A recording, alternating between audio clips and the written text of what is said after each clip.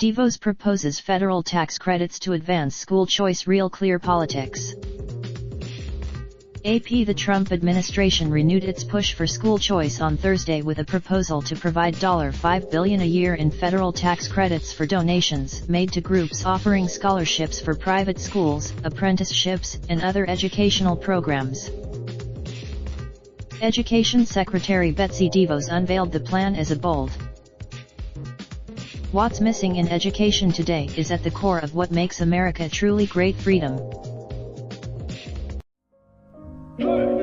Raindrop, drop top, smoking, no cooking the hot pot. Fucking on your bitch, yeah, that. Looking up, open the park, pot.